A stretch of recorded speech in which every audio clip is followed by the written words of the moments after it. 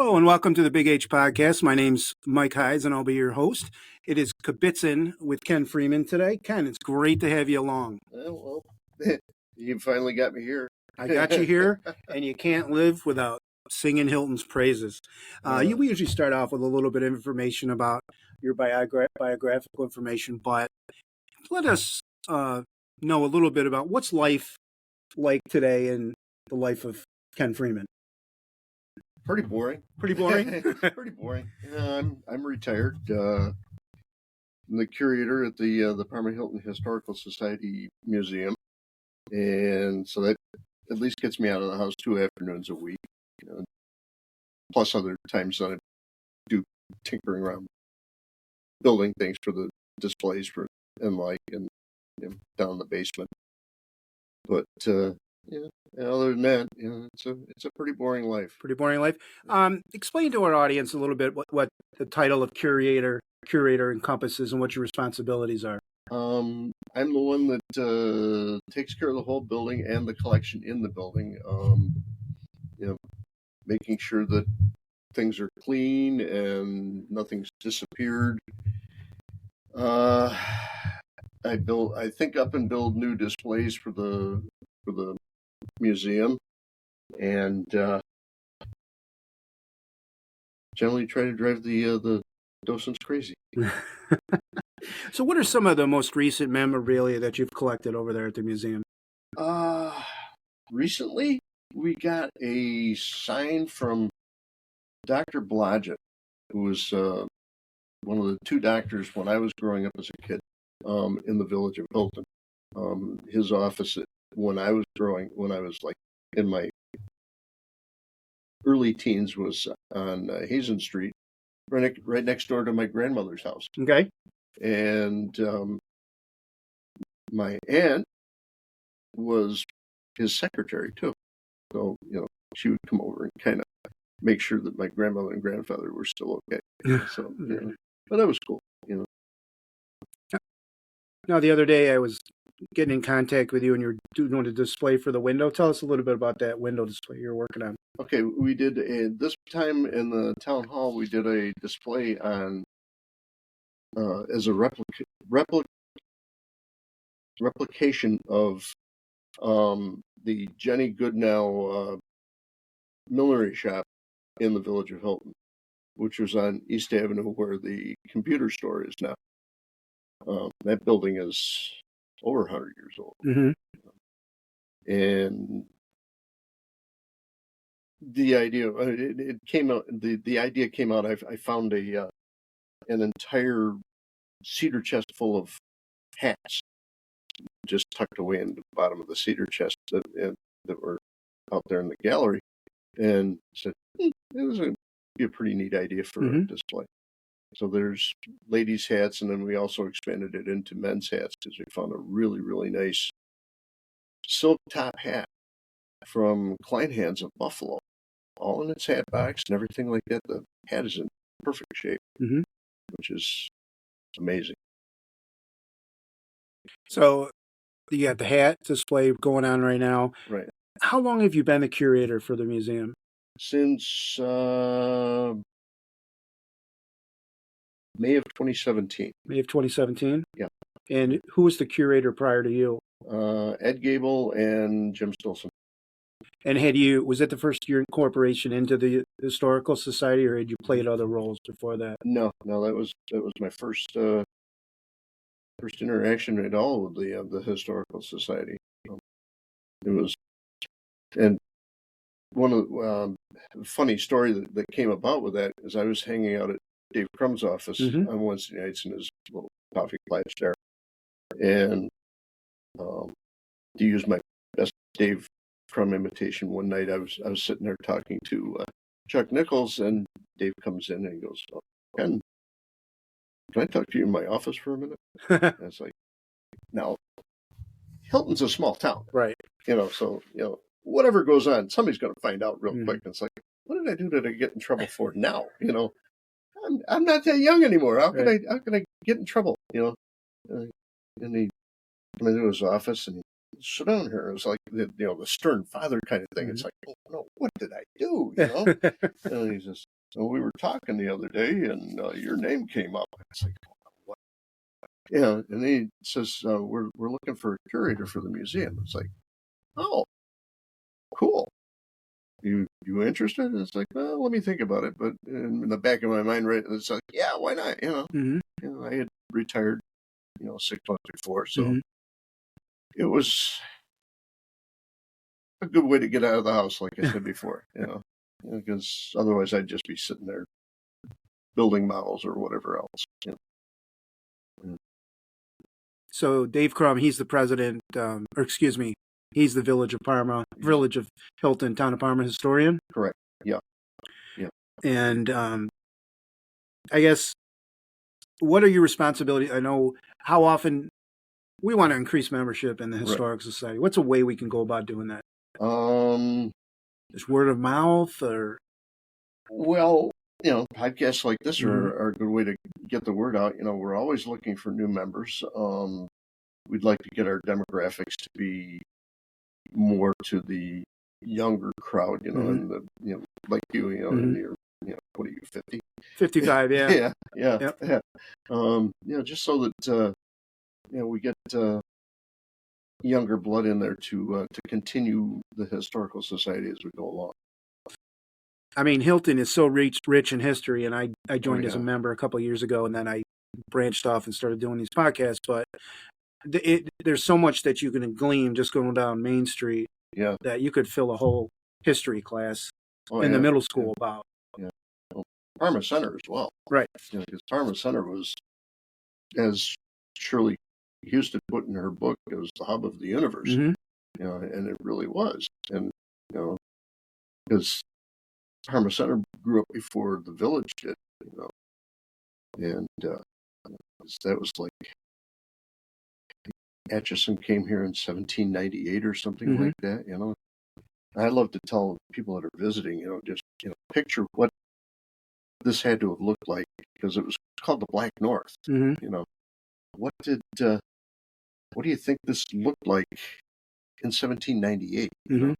Because there weren't any open fields here. This was all trees and dense forest. And Hilton Parma Corners Road here was basically just an Indian trail from Ridge Road. Ridge Road was really the main drag to from to Buffalo or to Niagara Falls, actually. But, yeah, I mean, I think I read once. I got a couple books now, and I think they said it was a 1 foot wide trail and stuff. Yeah, picture, a whole family, because when Atchison came here, he had his wife and his 2 sons with him and everything like that, and all their possessions, and they were obviously in a wagon or something like that, probably towed by either probably an ox or something like that, and they're having to hack away trails to just get up here to where their homestead would be. And where was that homestead? Or you go down Hill Road and you make the curve and you go down through that gully there. It's right there right in that area where the cemetery is now. And that's the Atchison? That's the Atchison Cemetery. It's one of our 6 pioneer cemeteries. 6 pioneer cemeteries? Well, I'm just going to keep going along with what you said.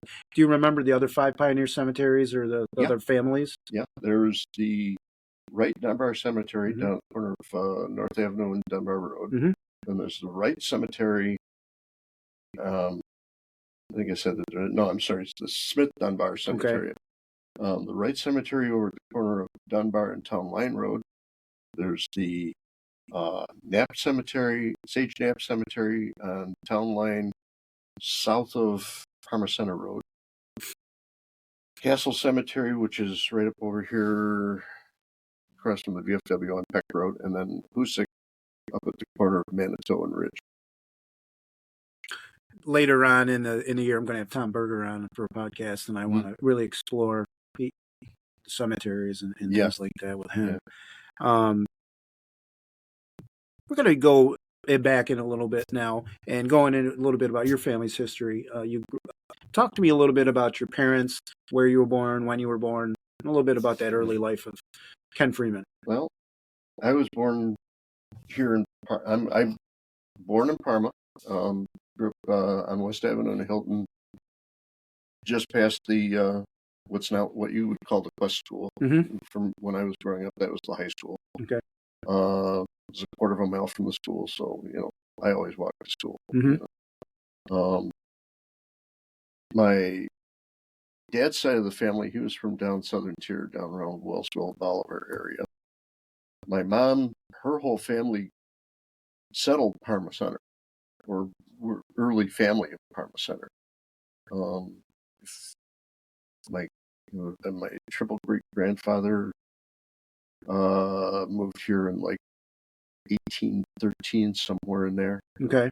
He built right there, or he bought a house from Roswell Atchison, right there at the corner of Parma Center and Hilton Parma Corners Road, where the transmission shop is. Okay. Yep. Yeah. And they expanded that house over the years.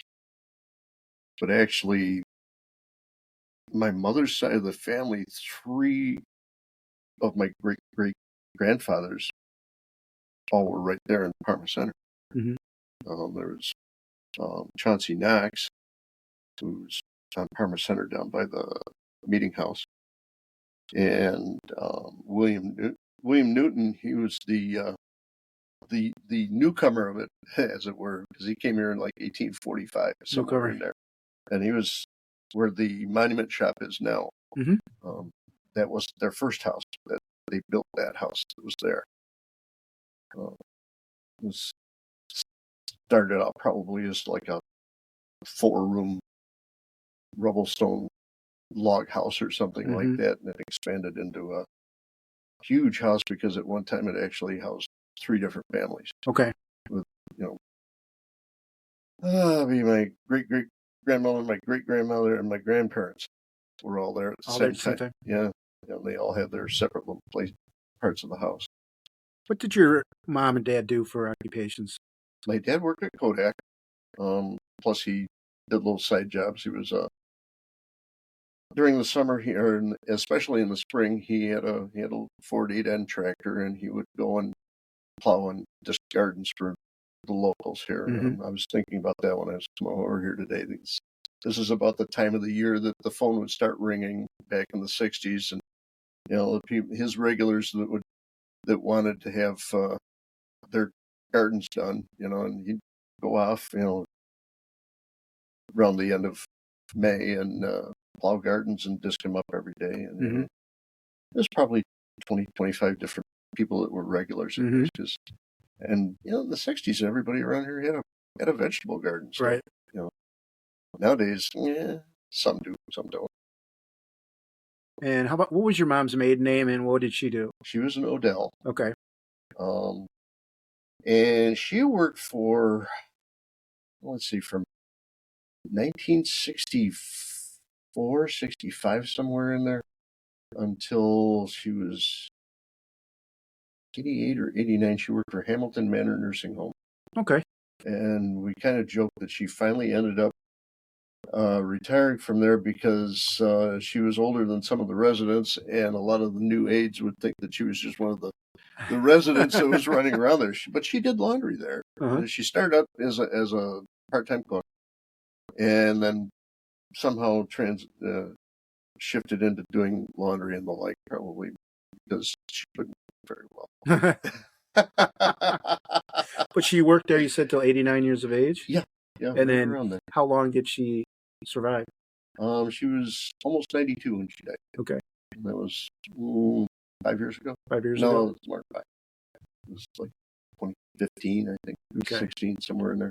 Yeah. And you said Dad worked at Kodak, right. Did some work with vegetable gardens and plowing. What year did he live to? 89. 89? Yeah, he was just a month shy of his birthday. Okay. Yeah. Okay. And did they live in that West Avenue house up until the date of their passing? Yeah. Okay. Yeah. And is that where you live now, or where do you reside? No, I live over in Clarkson. Okay. I didn't want to have anything to do with with their house. It's really no bigger than the house I have now. Yeah. But it's different. I I wouldn't have wanted to live in that house. The people that bought that house are pretty cool because the guy's wife is a teacher. She teaches art. I think I know the house you're talking about. Her last name is Sears. Sears. Does it have an observatory out in the front yard? Or in a big red barn, I believe. Yep. Yeah. Yep. Emily, great lady. Yeah. Great lady. Yeah. You were an only child, is that correct? No, I had two sisters. Oh, you had two sisters. Okay. Two sisters. What are old ages and what are they up to if they're still with us? My older sister, she's she was born in 48, whatever that is. She lives in West Virginia, just south of Hagerstown. And my other sister, she was born 56. And she lives in Burke, Virginia. Okay. I almost put a West on there. over by DC. Okay. She worked for the federal government for 20 years in the federal court system. Oh, really? Yeah.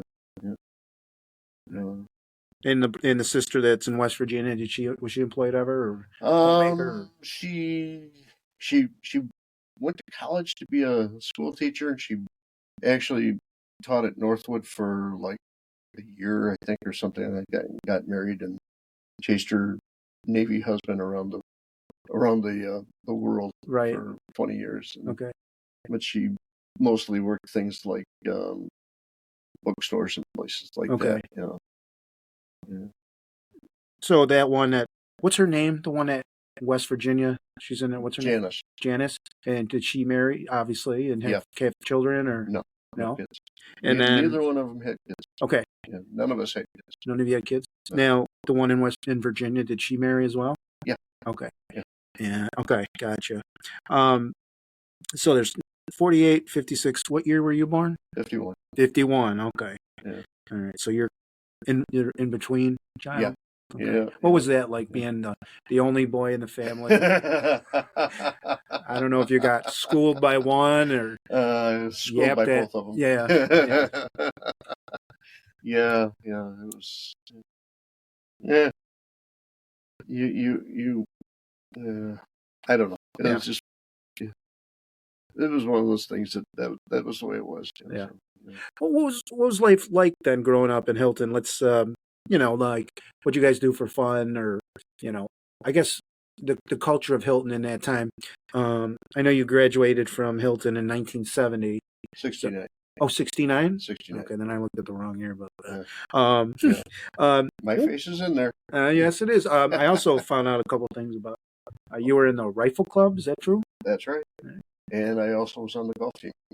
Now, that's interesting because I didn't think they had a golf team till as of recently, but tell us a little bit about that golf team and, where'd you guys play your matches and things like that. Boy, if you were good or were you a hack, I don't know. Oh, I was a hack. Okay. I was number 6 on a 5-man team. Or was it 5 on a 4-man team? Either way, but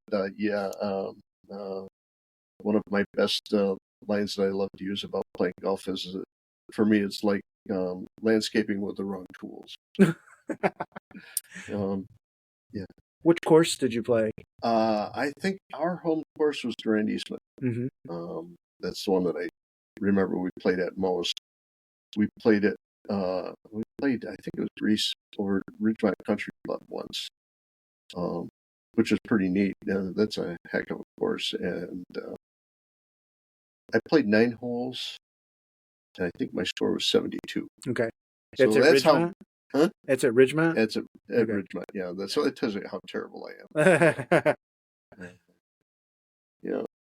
I had a good short game, but I couldn't hit the ball long for anything. It would just be everywhere. Mm-hmm. Who was your coach? Mr. Orr. Oh, yeah. Yeah. I think he might have been around when I started going to school. Probably was. Was he, do you know what he taught, what subject he was? God, I want to say science, but I could be. It was either science or social studies. Yeah. I don't recall for which. I pull out the yearbook. I can find it out real quick. Mm-hmm. Yeah. He was. He was a good coach. Uh-huh.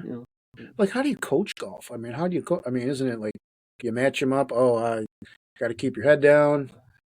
What was it like? I don't remember a heck of a lot about it. Uh, Um, did you play just 1 year? Did you play more years? Or um, I think I played two, okay. but I don't recall for sure. Mm-hmm. Our team wasn't very good anyway. Mm-hmm. I don't even remember who in the world else was on it Mm-hmm. besides myself. It's another one of those ones I'd have to look at the yearbook. Right. You Would they would they bus you to these courses, or did you have to know, provide your own transportation? I think Mr. Orr took us all. I don't Oh, no. remember how Orley would have done that and throw 5 sets of golf clubs in the car, but and it might have been maybe somebody else drove too. I don't remember. Going to stretch your memory. How much was a round of 9 holes if you had to go out and play? Back in those days, Yeah. it was cheap. Yeah. Durand Eastman. I remember playing there a couple of times with my friend Mike. Um, it's probably like $5 or $5. something like that. Yeah. Maybe even less than that. Of course, that's a county course too. Right. So Are county courses cheaper? They're cheaper than the private? yeah, Oh, yeah. yeah. Municipals like that are always less money. I think now even I haven't played golf in 10 years, 12 years, something like that. And last time I played at Churchill, and I think it was like $20 then. So it's not a bad deal. If you consider that a country club is going to be at least double that. Right. Rifle club, right? You were in that? Tell us a little bit about that, because it's gone by the wayside, but it's very interesting. Yeah. That's an interesting thing that you think of now. With guns in schools. It's just like, no, this doesn't happen. Right. The rifle range. It was a 50-foot range. The range is underneath the Henry Street School in the sub basement there, and it's still there. Amanda Dudley found it about a year ago, I think it was. And they found how you get down there. I kind of forgotten how in the world you got down to the thing, Right. but it was down through the boys' locker room in there, and yeah. So it's all still there. The tunnel is still there. Of course, all the other stuff is all gone. Which is a shame. I'd like to know where in the world the rifles went to. Were you a good shot? And like, what was a match like? I assume other schools also had rifle clubs, or was it just a rifle club within the school of Hilton? It was just within the school. I know there were other schools that had rifle clubs at the time. And they competed against each other, but we never did. We just shot for score for ourselves. I guess I was pretty good. I've got nice patches that say that I was. And it's translated over. I still shoot today in a league at the Conservation Club of Rockport called Sporter Rifle. It's the same basic format. The only difference is where junior, like when we were in school, it was you started out in the prone position shooting, and then after you advanced and got all your badges from that, then you would go to kneeling, and then you go to sitting, and last would be offhand, and we never got that far, or I never got that far. But so it's still an interesting hobby. And do you shoot primarily with pistol? Was it with rifle, or is It's it a with rifle. both? Okay. Just strictly 22 caliber rifle, indoor, 50-foot. Sporter rifle can be either open sight or scope. That was the difference also with the rifle club, because it was iron sight. Looking back on it, did a little research when I started with sporter rifle. The rifles were really, really good. They were basically a match rifle for the U.S. Army rifle team at one time. Okay. Or same idea. Right. Did you ever do any hunting with it, or just sport shooting? I mean, not sports. I would go out hunting in the fall when I was a kid, because you could around here. Small game or small game, mostly pheasant. I would go for. I think I got one out of the whole time I would go out. Did you eat it, or you just kind of like? We would eat them. You know, And what did they taste like? just like chicken. Don't they say that about everything? Frog Yeah, legs taste like chicken. yeah. No, that's basically what it is because it's just it's probably I don't remember anymore, but I would say it's maybe a little more because of the kind of things that a pheasant would eat that Uh-huh. maybe a little healthier for you. I don't Right. know.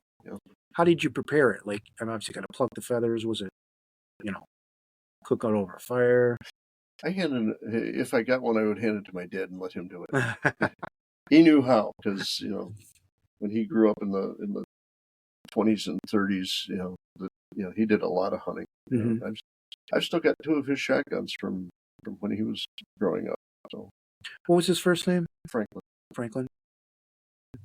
Um, Going back to, I guess, Hilton. Talk a little bit about your elementary education. Do you remember that? Which building you were in? Any of the teachers way back when? oh, I was in every one of the school buildings that's around now until you get to the the piece that's in there between Hazel Jenkins and Jonathan Underwood, Hmm. whatever they call that now. Yep. I wasn't in there because I was built way after me. And of course, I wasn't in the new high school, Hmm. but every other school here I was in. Okay. What was Quest like when you were? Was it the high school at that That was time? the high school. Okay. Yeah. 9th through 12th, or It also had junior high at about the time that I was there too, okay. and they were starting to build Merton Williams about that same time. Okay. 'Cause I was the first class that went through Merton Williams Okay. as an eighth grade class, Okay. and we actually did half of the year we did over at the high school Hmm. because it wasn't done yet. Even when we moved in, the pool and things like that weren't finished yet. So I don't know whether they ran out of money or whether they just took more time than what they thought. Right. But What was that like in terms of? Was it chaotic as a student? Like was it disjointed, or did you guys handle it pretty good? I mean, this is the I late think we 60s. handled it pretty good. Yeah. It was what it was. Mhm. So yeah, he went to school and came home. Mhm. Right.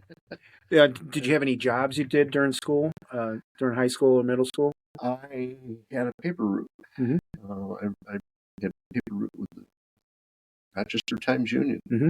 from, let's see, what was I? I think I started in eighth grade, maybe ninth, and went all the way through till I graduated. Hmm. From, I think, 30, 35 subscribers to 70, 75 by the time Hmm. I got out of school. And you delivered from your bike, or did you do a walking route? Started out with my bicycle, and then when I got my learner's permit, then I started driving the car, and Right. so it made it a lot easier because papers get heavy after a while. Yeah, they do. Even the afternoon paper, which was not anywhere near as big as the Democrat and Chronicle, it's about the size of what Democrat and Chronicle is now. Hmm. Which is nothing. Hmm. But it was cool. That's cool. Yeah. Now, in high school, I noted. Did you also be involved in the press club? Is that true? No. Okay. How about marching band? I was in marching band. Okay. What instrument did you play? I played saxophone. Okay. And I also was in the concert band. That was, I guess that would have been my minor Hmm. when I was in school. Um, yeah, I played saxophone. And what marching band you said too, right? Or Yeah. okay. Yeah. Because when I was looking at the yearbooks and stuff, the marching band was enormous. Oh yeah. Made a lot of trips to I think Yeah. Japan. I read. Yeah. It was Right. it was happening. Let's put it that way. Oh yeah. Yeah. It was. Yeah. Mr. Lucy built up quite the band there when he came on the scene. Hmm. And yeah, we went to state fair every year that I was in school. Never won the states. There was always something that happened. And especially one year we we were told we won, and I can't tell you which year this was. It was either 67 or 68. And a couple of the other people I know that would say the same thing. We were told we won, and then a half an hour later they came and said, no, there was a scoring error. Oh, of course. Yeah. So the traditional one that won got Mm-hmm. the trophy again. So, and we competed against schools like Haverling of Bath and Mm-hmm. Holly, and I forget who in the world else there was. Those were the two big ones that I can remember. Mm-hmm. Oh, I mean, I always think, fall, I think marching band. Mm-hmm. I was also noticing that, how many people do you think you graduated with approximately? Do you remember? Graduating class was like 135. 135. And for 135, I mean, they had National Honor Society, Enzians, Pep Club, Coin Club, Drama Club, Uh-huh. FFA, Future Farmers America. I'm going to read them off. Future Teachers of America, Art Club, Chess Club, Health and Careers Club, Spanish, Latin, German Club, Library Club. I mean, I can go on and on. I mean, they're for, a small class. It looked to me, looking back on it, there were quite a activities that you could become involved in. Oh yeah. Yeah. Tutorial Ski Club, Rifle Club, Varsity Club. I don't know. It looked like a lot of good, clean fun there going on at Hilton Central High School. Yep. Tell us a little bit about, what was the clothing trends like there in the 60s and 70s? And did you adhere to any of those trends? No. No.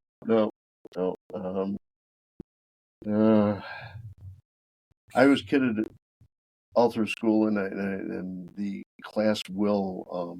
There was something in there because I wore white socks. Okay. And nobody wore white socks back then. There was something about that. I forget exactly how it was. I would continue the trend of wearing white socks. Mm-hmm. I wear gray ones now, so that's fine. In terms of the classes that you did, what were your strengths, or what classes did you like? Recess. And lunch. Study hall was good. Yeah. Band was okay. I was never a good musician, but I liked it. And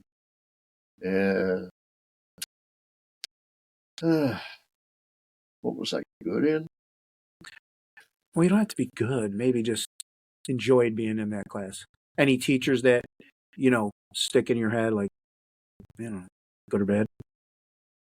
The ones that stick in my head are the math teachers, because I was terrible at math. It was Mrs. Sillick, who taught algebra, and she had me for 4 years to get through elementary algebra and intermediate algebra. That shows you how bad I was. And Mr. Williams did geometry. He was an interesting teacher because he's still around. Oh yeah. The funny thing was, a few years ago, my best friend's son texted me from school one day, and he says, "Do you remember Mr. Williams?" Said, yeah. Taught geometry, and he drove a '67 GTO. And he says, "Yeah, he's my substitute teacher today." So, yeah, that was kind of funny. Hey, he's still around. All right. Oh yeah, he was there when I went through school too. Yeah. Steve Williams, right? His first name's Steve. Yeah. Did you like cars? You're a car fan, car fiend? Yeah. Yeah. I at one time I had 2 or 3 different performance cars. I built a '69 Ford Ranchero. Okay. It was a fun car to drive around. It kept breaking down because I wasn't as good as I thought I was at that stuff. Even though I was working as a mechanic at that time, it was just, it just didn't want to cooperate sometimes. And then I had a '71 Torino Cobra. Okay. 429 in it. That was my big car. Okay. I don't know where it is now. You don't know where it is, huh? No, I sold it a lot of years ago to a guy from East Bloomfield. Okay. Where it is now, I have no idea. It needed work when I sold it to him, so never know. It might still be around somewhere. Mm-hmm. Hopefully it is. Yeah. Mechanic. Where did you work there? I worked at Sears. Okay. Here at Grease Ridge Center. Mm-hmm. Kind of fell into the job. Mm-hmm. Was looking for something to do just part time after I'd been working as a salesman and selling appliances and found that I was a terrible salesman.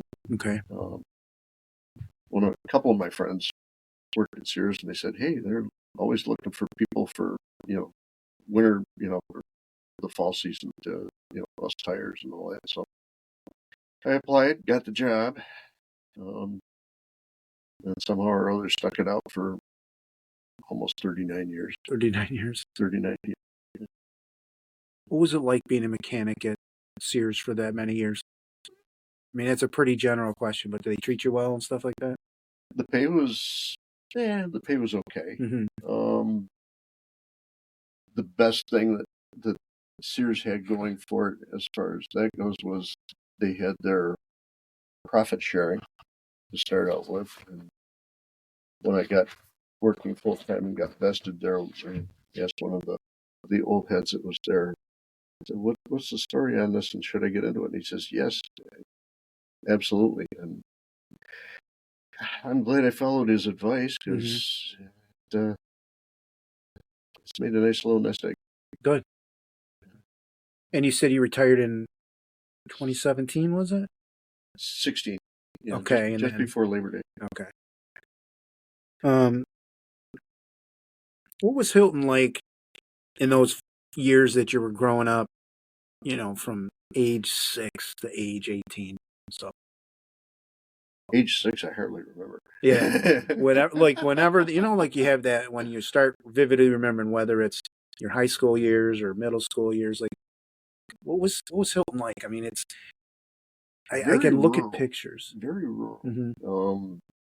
It still is now, but it's grown. It has grown up so much.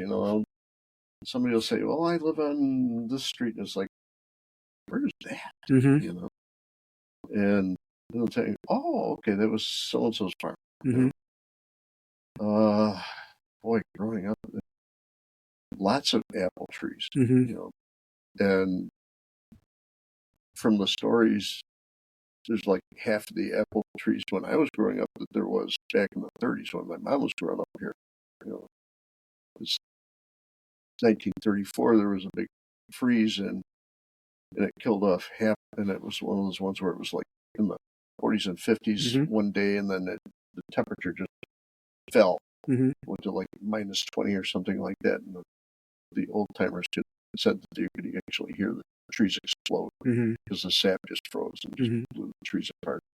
They lost like half the apple trees around here. There was like 100,000 of them that just were gone. But it's kind of interesting. I listened to Dave and Tom, they're talking about things that went on in the village right at the same time that I was growing up. It's like, I never knew about that. Right.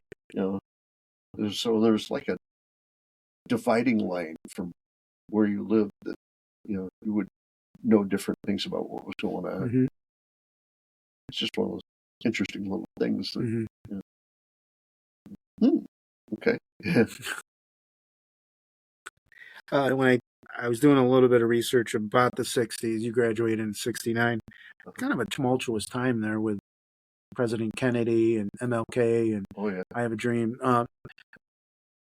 I know sometimes people say, well, do you remember where you were when this occurred? Some of those events, like, are there any things that you vividly remember from that decade of the 60s? Well, I remember when Kennedy got shot because I was homesick with the flu that day, and I just happened to have the TV on, and which one of the newscasters, they broke in and the whole video thing there from Dallas, President Kennedy's been shot. I was like, whoa. I remember course, I always, you remember the moon landing. Mm-hmm. That was pretty neat. I don't remember what I was doing that day, but Mm-hmm. I think the one thing that I sort of remember with my grandmother, because she was born in the late 1880s, Mm-hmm. something like that. So she went through from seeing the first flights and then seeing somebody landing on the moon, and she was kind of like, well, isn't that something? Right. That kind of thing. I also found out that first man on the moon, that was in July, like 69, Apollo 11. Did you know that President Nixon made a trip through Hilton in 1971? No. Yeah, there's a picture in a book with Mr. Skinner. I don't know if he was the supervisor or. Oh, probably L. Skinner. Yeah, Yeah, and he was the county sheriff. Okay, Yeah. and there was his motorcade, and then you saw little kids with signs and everything. And of course, we know what happened with Watergate and everything, but Right. yeah, he made his way through Hilton. Okay. Yeah, which is pretty cool. I didn't know that. When in 71? What was it? It said, I got 1971 here. I don't want to say it was in August. I forget. I should have put the month, but yeah, it's in one of the books. I got a book from Mike Wheelahan that I was researching the other day. Okay.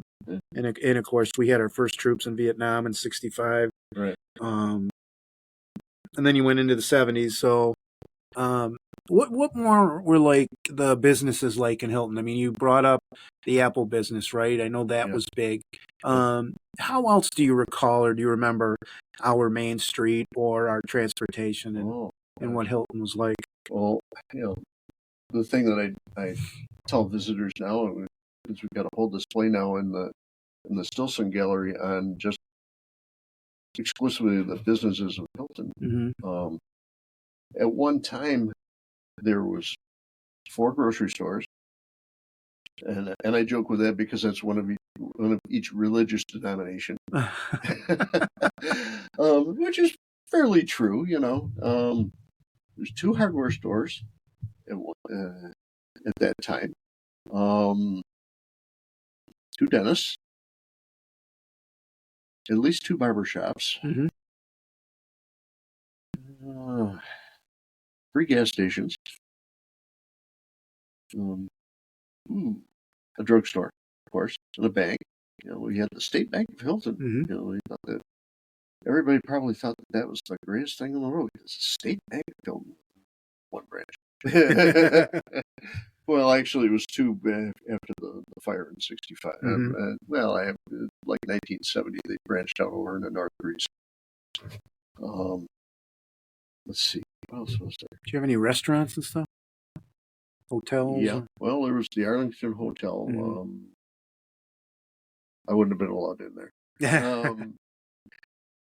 Before the fire, there was the Pleasure Shop, which was there was 2 soda. Well, put it this way: there's 2 soda fountains. There was the Pleasure Shop and there was the Candy Kitchen. They were right across from each other in the village, which is kind of funny. Mm-hmm. The Pleasure Shop also sold magazines and comic books and things like that as well. Plus, I don't remember what else they had, but that was always that's kind of an interesting one too. You got 2 soda fountains, one right across from each other. The Candy Kitchen was the one where the high school kids all wanted to hang out. Yeah. Was that Nick and Kula? Is that Nick and Kula? Yeah. I was only in there a couple of times. I never got to go down to the village to the Candy Kitchen. A lot of my friends did because they were doing. My best friend Mike, he worked at the IGA across the street. So the kids when they get off, because he was a bagger, they go over there and spend their money that they made working for the IGA. Uh-huh. Let's see, what else was there? Well, of course, we had the GLF, which was the feed store. Tractor implement store. Lisso's had sold case tractors. Down where Napa is now. Let's see. I want to go back. You said there were 4 grocery stores. 4 grocery stores. Can you name them? And like you were teasing about they handle different religious affiliations? Well, there was the red and white, Mm-hmm. and I think right next to that was Herb's, and I don't remember whether he was affiliated with any specific one or not. Uh-huh. Across the street, there was Hart's grocery store at the corner of South Avenue in Maine, and that became Sassoon's bakery about the time of the fire. And then across the street somewhere there was another one, and I don't remember where that was. And then later on, of course, there was the IGA that was at the corner of East Avenue and Hovey Street where the bank is now. Mm-hmm. You brought up the fire, and that is always, I teach third grade, and the kids just, when they hear about the fire, explain your remembrances of that day and how it affected everybody. I don't even remember how normally we first heard about it, but it was probably a phone call or something like that. And being on a Sunday, my mom had probably gone to the nursing home to work, and that may be how we got the heads up on it. But Dad took off and went to the village, and we didn't see him again until like 8 o'clock at night. I think he was probably over at the Methodist Church, making coffee and sandwiches and stuff, and he handed it out to the firefighters. Mm-hmm. Yeah. I don't think I ever even asked what he was doing. Mm-hmm. Just like, okay, Mm-hmm. That's what you did, I guess. Right. So you got the museum. What other attractions does Hilton have nowadays? Because I can think of a couple of things, like the Apple Festival. Yeah, Apple Festival is big. They got the Main Street Car Show now, which has grown quite a bit.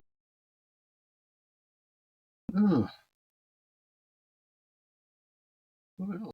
Oh, the carnival. I think I always liked the carnival. Yeah. I mean, it's changed over the years. But... Oh yeah. The carnival was always interesting. The funny part was that my folks would always figure out when my dad was going to take vacation from Kodak, and they would plan their vacation. We would get away the week of the carnival. Mm-hmm. So I hardly ever got to go to it. Okay. And we'd always go camping in the Adirondacks or something like that. So the Adirondacks, you camped as a family and stuff? Yeah. Had a 16-foot travel trailer that was not big enough, but it was what you had. Did you do any fishing up there? Yeah. I remember one time we went to I think we were at Moffett Beach, but I'm not sure, but we were fishing, and my little sister Mary Ann, she started catching sunfish, and it was like fishing off a dock, and she just keep bringing them in, probably way undersized or something like that. But yeah, we fished. I went hiking one time with another guy up there, and I forget which one of the parks it was we were at, but got lost for about 2 hours or more. I heard about it afterwards, and I heard about it from my folks for the next 50 years.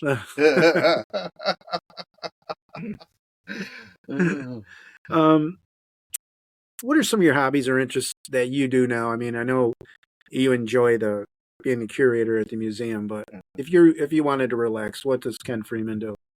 I build models. Okay. I build that's part of how I got into the Historical Society gig is I'm interested in model railroads now. I started out when I was a kid. I built model cars. Then I built model airplanes for a while. And then I went back to model cars. And then I got into radio controlled airplanes. And, I like building the things. And again, it's one of those things that I like building them, but it was terrible at flying. Okay. I could stooge it around the sky, but taking off and landing were a challenge. Yeah. I learned how to fix them really quick. Did you? After they crashed? Yeah. Yeah. But then a couple of my friends got me into the same ones that were also into flying. Got me into model railroading. So, and I like just building models more than even running trains around or anything like that. Right now, I'm working on building replicas of some of the buildings from the village. Oh, that's great. Yeah, I finished up a train station that it looks. If you stand back about 50 feet, it looks sort of like the train station from Hilton. Right. Well, it's actually it's pretty close. Mm-hmm. It's actually pretty close. And I finished that up last year. I'm starting to work now on one that when it gets through, it's going to look pretty much like Z's. Okay. It's got that same roof line and everything like that.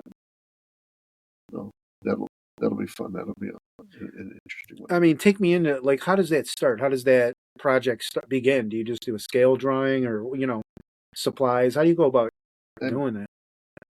Research what you're going to build, and then see if you can find a kit so that you can just build the kit. And that's how the train station worked out. Is I found one that I kept comparing what the kit looked like to what I know from the few photographs that we have of the train station, and it said, it's not perfect, but it'll work, and so it's worked out.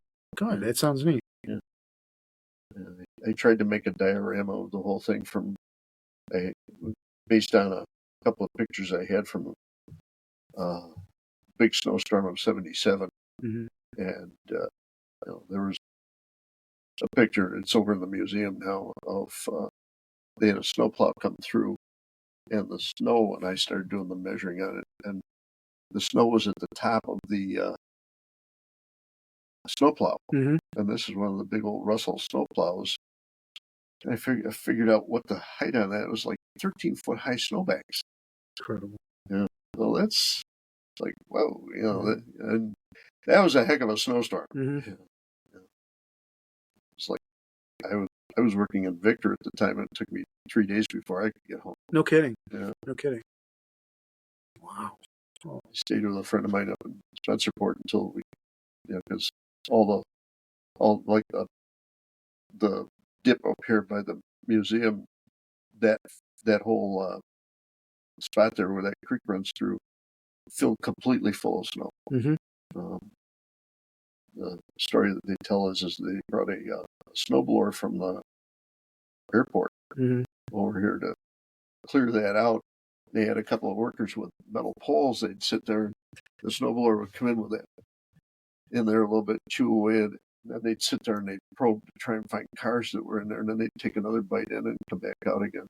No kidding. How long did it take them to clear that area? A couple of days. At least a couple of days. It was crazy.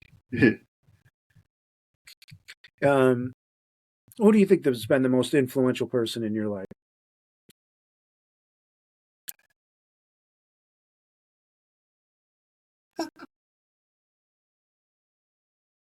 In some ways, I would say my mom. She was a really cool person. She that's one of those things that later on, especially after my dad died, I was there a lot, and she was a lot of fun to hang out with.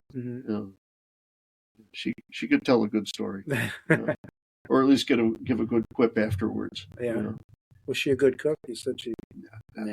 Yeah, she was a tomboy. No, she was a tomboy. Yeah. She liked playing baseball more than anything else. There's some great little stories with her. My sister tells us one, and I never heard it myself, but it's one of those things that she liked her farm animals, and she was in 4-H and of course she went to the Parma Union #1, which is right around the corner from their house. And of course, the school teacher would ring the bell, and my grandmother would yell at her, "Margie, time to go to school," And then you hear the second bell, and now it's really time to go. And mom couldn't run cross lots Right. over to the school, which Right. would have been like, you're right there. You're right there. You had to run down to the corner and then down to the school. So it was that's one of those funny ones. The one that, and this is another one of those things, and the one about that. These are the stories I love to tell people when they're at the museum. The other good one was I'm talking to her one day, and it's my grandfather ran the farm there, and he said, "So what did Grandpa grow?" And she goes, "Mostly rocks." You live here, so you're right in the same area, so Mm-hmm. If you don't find a rock around Parma Center, then you're not trying hard Right. enough. Right. Any qualities you take from your mom? You could say, I got that from, say, Margie. Was her Margie? Margie. Her name was Margaret, but Grandma called her Margie. Yeah. And everybody else called her Aunt Peg. Okay. I don't know why. Yeah. But maybe her sense of humor. Yeah. Well, I think you got a good sense of humor, buddy. You think you got that from mom? Some of it. Yeah. Well, my dad had a good sense of humor too. Yeah. He loved hearing a good joke, but he couldn't tell for what the heck. Because he knows you have to try and sanitize something. Right. He liked a good story, and I think I got my storytelling ability from him. Okay. Or at least I like to think so. Nice. If you could go back and you could have dinner with anybody in history, who would it be? Could be a relative. It could be a historical figure. Oh, wow. You name it. Oh, gosh, I thought about that one day.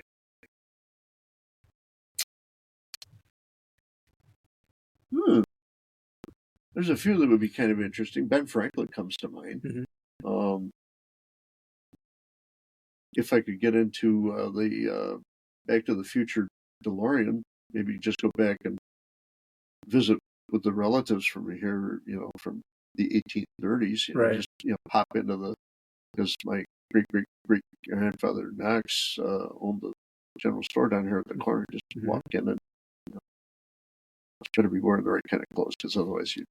Yeah. Oh, really? Well, I mean, if you walked in with a pair of jeans and a shirt on like you got today, you would stand out as like underdressed. Differently dressed. Okay. Not underdressed, just differently dressed. It's kind of like when Michael J. Fox in Back to the Future, because he's wearing the vest, and everybody thought it was a life jacket. But it would be interesting to go back and just see what they were doing for a day or two. And just tell them that, passing through, heading to Ohio or wherever, And I just thought I'd stop and see what was happening here. That kind of thing. Anything on a bucket list for you, or you feel content and you got your as far as activities I'd like to do, well, I'd like to go back to. We went camping at Yellowstone one year when I was growing up. I was probably about 13 years old at the time. I'd like to go back to Yellowstone. I started writing a list of that one time. I'd like to drive a tank. No kidding. Yeah, I think that'd be kind of cool. Not in battle though, just driving. No, just there was a company. I think they're still in business now in Minnesota or Wisconsin somewhere up there that had a thing. It was called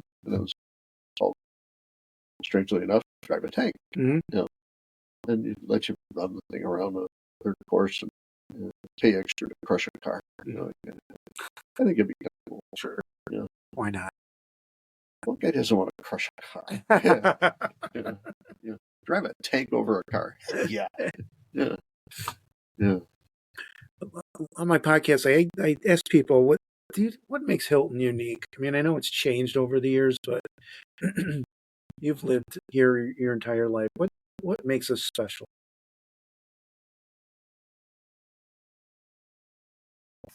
That it's still a small town. My friend Jim says that because he grew up in Vermont, and it was Let's see, where did he grow up? Rutland, I think it was, or something like that. It's a fairly big town. Mm-hmm. And he lives now over on Manitou Road, and he always jokes about that he'd go somewhere and see somebody in the village and go, "Oh, I saw this guy." Yeah, I know him. I know him. I know him. I know him. You know, and he'd just kind of shake and go, "Boy, this is a small town." Right. Yeah, but it is. It's even for as big as we are now. It's still got a good small town flavor to it. I agree. I ask, and I don't know if you can get three words to describe Hilton. I mean, you said small town flavor, but if you could encapsulate it in one or two words, what would it be? We're just about done here, I promise. Quaint, Mm-hmm. maybe. I don't know. It's definitely changed over the years. You know, and it's kind of sad to see because at one time, like I say, you had two hardware stores. You didn't have to run to Greece to Lowe's to buy a bucket of paint. You go down to Shorty Stoddard's and get the paint there.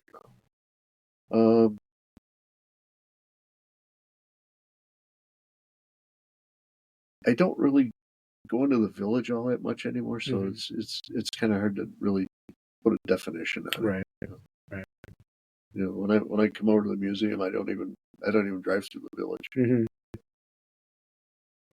But like I say, it's still got a good small town flavor to it. It may not be to where everybody knows your name, but but if you get in trouble, they're going to find out about it pretty quick. Right. It'll be around. Of course, social media does some of that for you. Sure does. Are you on social media? Just on Facebook. Yeah. I don't care for any of the other ones. Mm-hmm. It's boring. Anything I didn't ask you that you want to bring across? No, not that I can think of. Other than I got to put in my plug for the museum. Absolutely, go ahead. We're open now Sundays from 2 to 4 p.m. Except for the major holidays. We won't be open for Mother's Day and all the Mother's Day, Father's Day, and the major holidays. We won't be open for that. And we'll be open through Thanksgiving. We've got a lot of stuff for people to see. The focus is more or less on what life was like back in the day. And I'm trying to move the back in the day up to the 50s now, just so that it's. Do you have a favorite part of the museum? A favorite display, or it's hard to put a thumb on it? It's the one that I'm working on at the time that's my favorite. Good answer. But it's I've made it change a lot in the 7 years now that I've been there, or almost 7. It's the little story that sticks in my mind all the time about it. When I first was asked to come here, I emailed a friend of mine and told him about it. He's like, "Oh, that's pretty cool." And he was living in Bergen at one time and then moved to Thousand Islands. But not long after I started there, I found a website for another museum. And I won't say who because I don't want to throw him under the bus. But I sent him the link to it because it was one where I thought maybe he would be interested in. And he replied back that he looked at the pictures for this. He and his dad had been there, he said, probably 10 or 15 years before that. And it looked like it had never changed from that. And to me, that's not the way a museum needs to be. It needs to constantly be evolving, keep people so they'll come back and see different things. And I don't want to hear somebody say that, "Oh, I was here 3 years ago and everything looks exactly the same." That means I haven't done what I should be doing. Right. That's the big challenge. There's a lot of other things that I want to do there. sometimes just don't have the time to get it done with. And I'll start working on one display, and then I'll lose focus. And oh, look, I got to, it's like squirrel, but it's all interconnected. The various parts, and that's the idea is also to get the flow so that people get an idea of what things were like here in the village or any village. Some of it's kind of generic, and others it focuses a lot closer on the town and the village. And we just got the big wood Arlington restaurant sign from off the new Arlington. Hard to believe that because that was 69. And that started the whole thing with redoing the wall and the gallery so that it all reflects the businesses of the village. We even had a bowling alley at one time. A bowling alley and a movie theater. Well, actually, we've still got a bowling alley, don't we? We have Pleasure Lanes, but what was the old time bowling alley? It was 4 lanes, I believe. It was building. It's not there anymore, but it was right next to Z's on the west side of there. It started out, it was a movie theater until the 50s, and then they closed down the movie theater and turned it into a bowling alley. My brother-in-law was actually a pin setter there when he was in high school. There when they dropped the things down and they manually had to. Yeah, he did it all manually.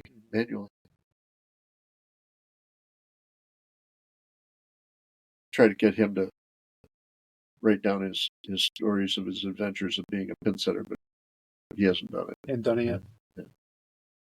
Yeah. That's the other thing is we try to get the older people. Well, you're doing it too with the podcast. Get people to tell the stories of what it was like when they were growing up.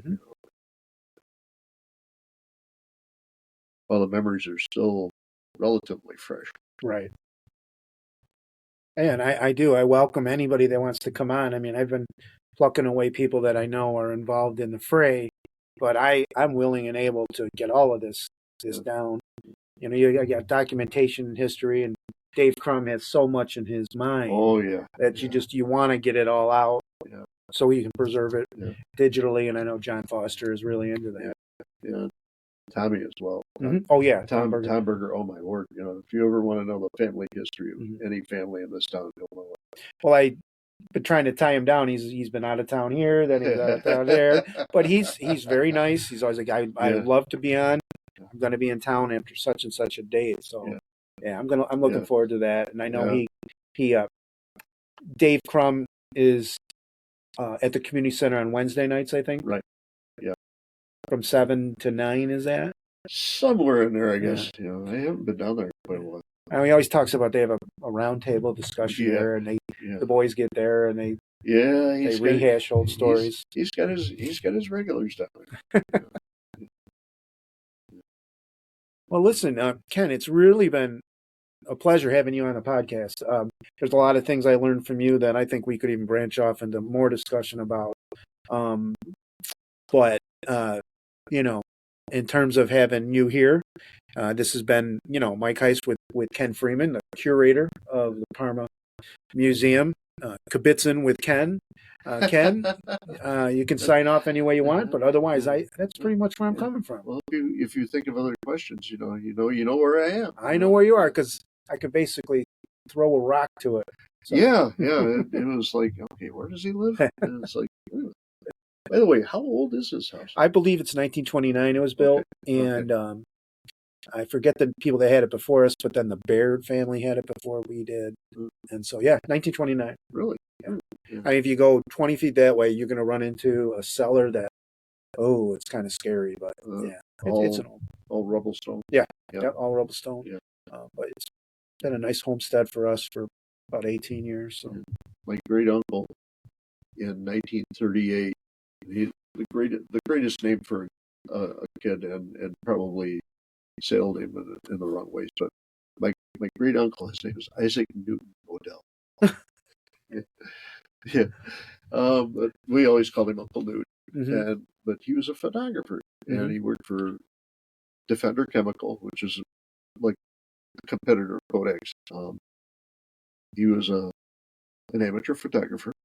1938, he walked around here with my other great uncle Gordon, and he took pictures of a lot of the houses from around Parma Center. Mm-hmm.